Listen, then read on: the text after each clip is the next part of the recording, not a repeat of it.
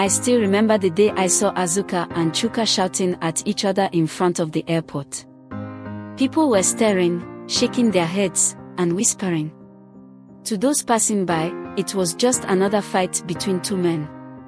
But to me, it was the moment everything fell apart, the day their lifelong bond shattered. Azuka and Chuka were more than cousins, they were like brothers. From our village, Oma, their story was one of unity, hard work, and success. They grew up together, shared meals, and even started their first trading business side by side. I admired them for how close they were, and so did the entire village. When they decided to leave for Sevilla, Spain, to search for a better life, it was both exciting and bittersweet. Their parents gave their blessings, and the whole village celebrated their courage.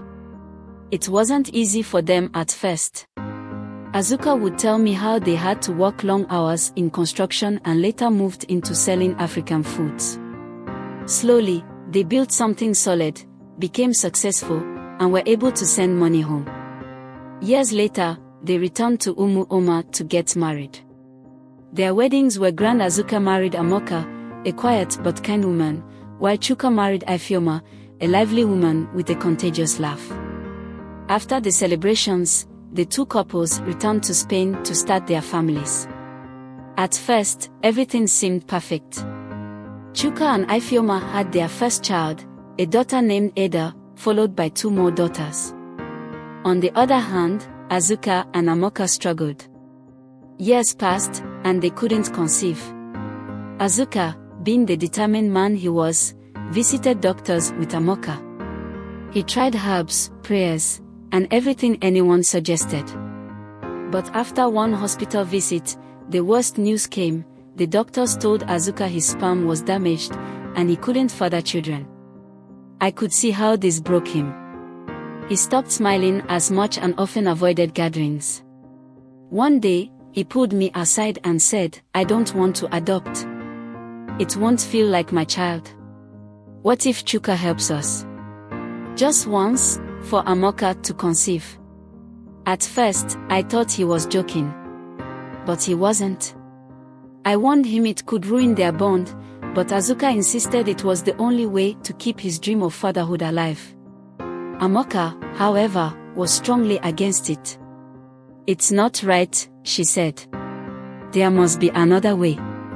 But desperation makes people do strange things. Against everyone's advice, Azuka went ahead and asked Chuka for help. Chuka was shocked. "Azuka, you're my brother. I can't do this. It's wrong." For a while, Azuka let the idea go, but his frustration grew. Eventually, Chuka began to feel guilty about seeing his cousin suffer so much. He wanted to help, but this was not something simple. After much thought, he approached Amoka privately and asked her how she felt about it. She was angry at first, but over time, she softened. I can't say what made her change her mind, but Chuka and Amoka began secretly meeting. Their goal was clear: to help Azuka have a child. Amoka eventually became pregnant with triplets, all boys. When Azuka heard the news, he was overjoyed. He praised Chuka for helping him. "You've saved my life, my family," he said. But the joy didn't last long. Over time, Azuka began noticing the bond between Amoka and Chuka was growing stronger. He became suspicious, even jealous. At first, it was small things, the way they smiled at each other or the way Amoka defended Chuka when Azuka spoke harshly. Then, Azuka discovered they were still meeting, even after the boys were born. Azuka's world fell apart. He confronted them both, demanding they stop seeing each other. Amoka refused. "You pushed me into this," she shouted. "Now you want to control me." The fights became louder and more public. Azuka blamed Chuka for ruining his marriage, while Chuka accused Azuka of being ungrateful. Amoka eventually filed for divorce, saying she couldn't stay in a toxic marriage. This wasn't the life any of them imagined when they left Oma. Azuka couldn't understand how things had gone so wrong. One moment, he thought Chuka was his savior, the next, he saw him as the enemy. The tension between them grew unbearable, spilling into their business and daily lives. Chuka, on his part, felt trapped. "I only wanted to help, Azuka," he said during one of their heated arguments. "I didn't plan for any of this to happen." But Azuka didn't believe him anymore. "Help," he shouted. "You've destroyed everything. My marriage, my life, it's all gone because of you." The people around them started noticing the cracks. At work, their employees whispered about the cousins who could no longer agree on simple decisions. At social gatherings, the once inseparable duo sat on opposite sides of the room, barely exchanging words. Even their wives Amoka and Ifeoma began avoiding each other. What made it worse was Amoka's refusal to leave Chuka completely. She had filed for divorce from Azuka, saying she couldn't live with his anger and accusations anymore. But she didn't want to stop seeing Chuka either. "I don't know how it happened," she told me once, tears streaming down her face. "I didn't mean to fall for him, but I did." Azuka couldn't bear it. Seeing Amoka and Chuka together was like salt on an open wound. He started showing up unannounced at Chuka's house, demanding to see his children. "They are my boys," he would scream at the gate, ignoring Ifeoma's pleas to leave. The fights became physical. One day, Azuka confronted Chuka at their warehouse, throwing punches and knocking over goods. Workers rushed to separate them, but the damage was done. The once thriving business they had built together began to crumble. Suppliers stopped trusting them, and customers started avoiding the drama. Ifeoma, Chuka's wife, tried to hold her family together, but it wasn't easy. "How can you let this happen, Chuka?" she asked him one night. "You've put us all in danger. Azuka is out of control."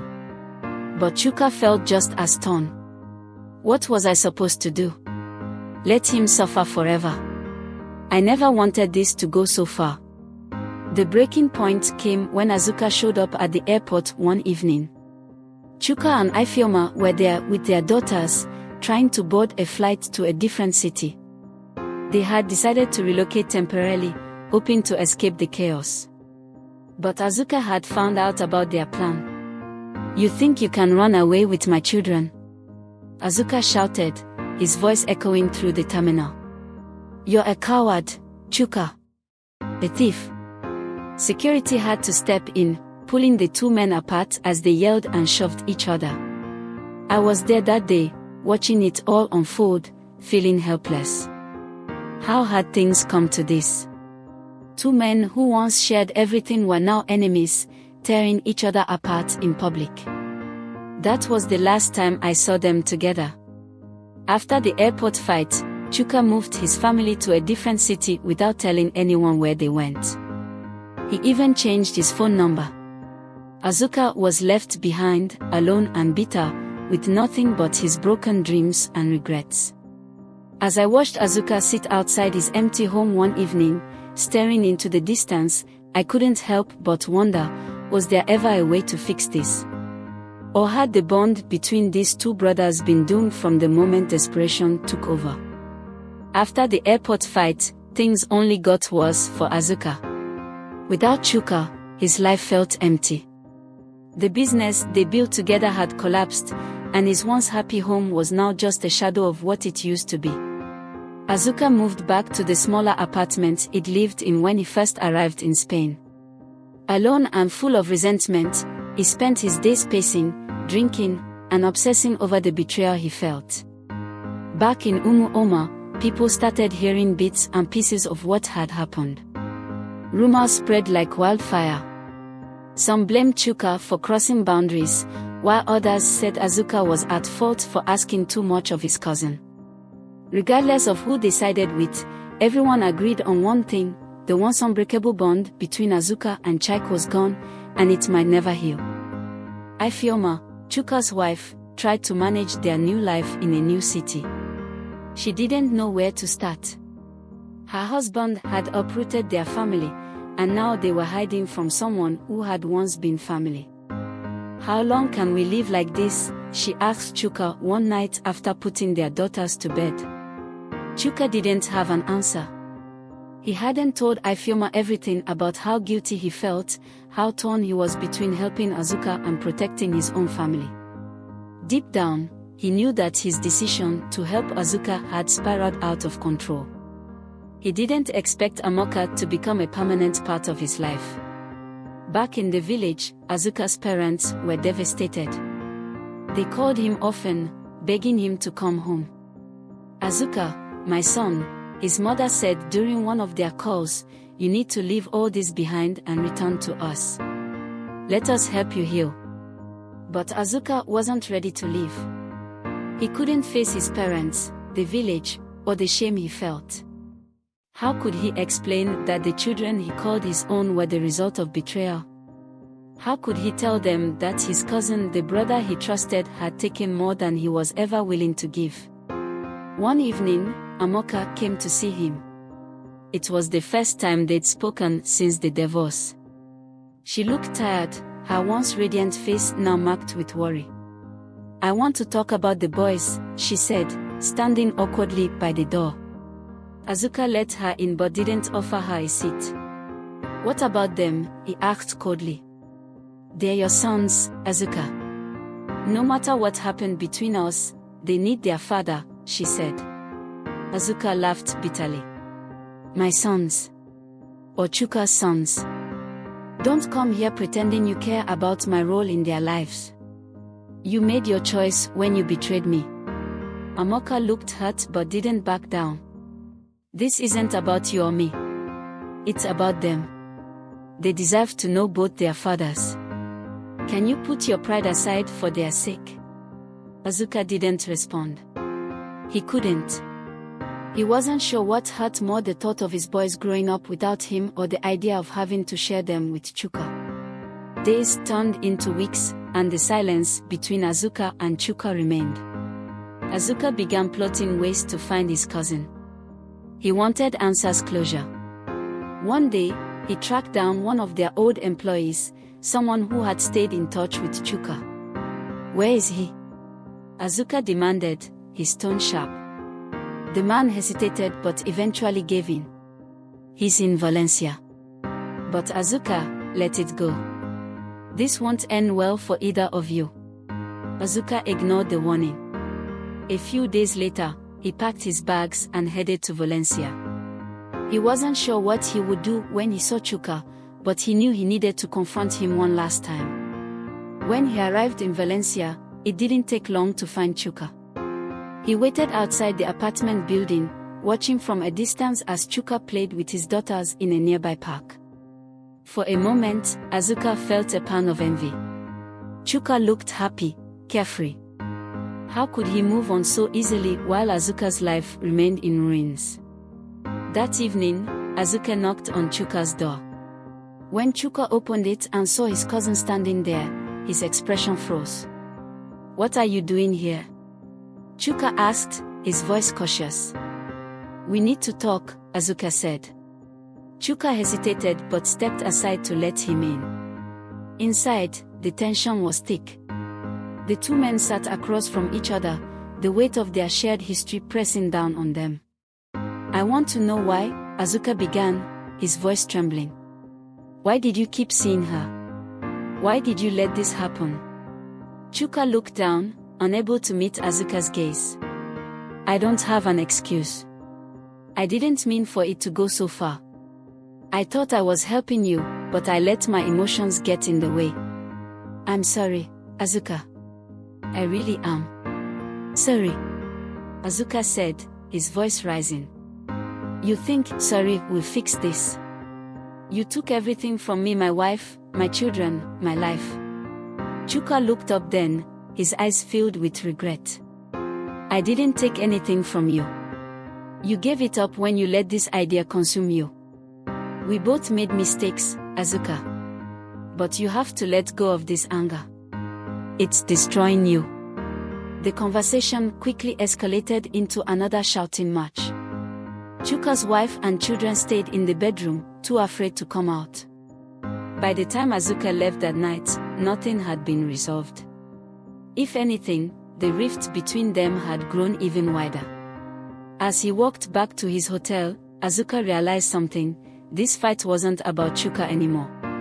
It was about himself, his pride, his pain, and his inability to accept what had happened. End of part 1. If you enjoyed this true life folktale story, don't forget to subscribe to our channel. Here, we share powerful, real-life stories of resilience, dreams, and triumph that will move and motivate you. By subscribing, you'll never miss a new story, and you'll be part of a community that believes in the strength of the human spirit. Hit that subscribe button and join us for more unforgettable stories that prove anything is possible.